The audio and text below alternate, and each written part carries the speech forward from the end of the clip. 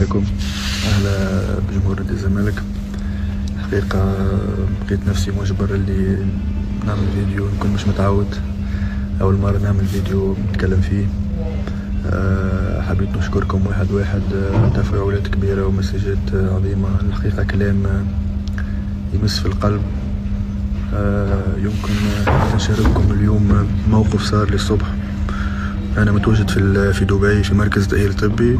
أنا جاي الصبح للمركز ولقيت واحد زملكاوي، يعني لالي شيء، سايب شغله، سايب حياته، مستنيني باش يعبر على شكره ليا وامتنانه. الحقيقة موقف مسني برشا، حبيت نقوله لكم وحبيت نشكركم على تفاعلاتكم دايما في القلب. والله ممكن كلمة مقلتهاش في البيان اللي هبطته.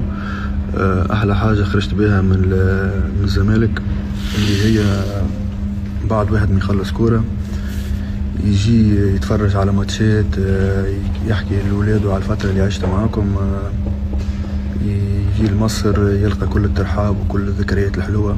هذه بصراحة ما تشريش بالفلوس. أنا ممتن برشا وأشوفكم على خير.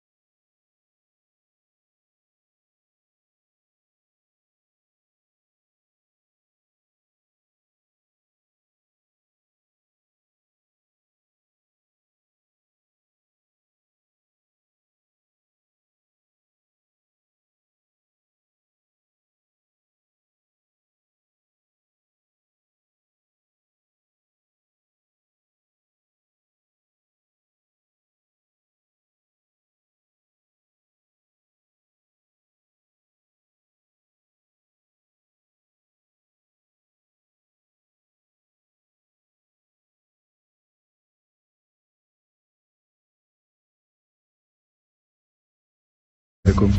أهلا بجمهور نادي الزمالك. الحقيقة لقيت نفسي مجبر اللي نعمل فيديو، نكون مش متعود، أول مرة نعمل فيديو نتكلم فيه. حبيت نشكركم واحد واحد، تفاعلات كبيرة ومسجات عظيمة. الحقيقة كلام يمس في القلب. يمكن نشارككم اليوم موقف صار لي الصبح. أنا متواجد في دبي في مركز تأهيل طبي. أنا جاي الصبح للمركز ولقيت واحد زملكاوي، يعني لالي شيء سايب شغله سايب حياته مستنيني باش يعبر على شكره ليا وامتنانه. الحقيقة موقف مسني برشا، حبيت نقوله لكم وحبيت نشكركم على تفاعلاتكم دايما في القلب. والله ممكن كلمة مقلتهاش في البيان اللي هبطته. أحلى حاجة خرجت بها من الزمالك اللي هي بعد واحد ما يخلص كورة يجي يتفرج على ماتشات، يحكي لولاده على الفترة اللي عشتها معاكم، يجي لمصر يلقى كل الترحاب وكل الذكريات الحلوة. هذه بصراحة ما تشريش بالفلوس. أنا ممتن برشا وأشوفكم على خير.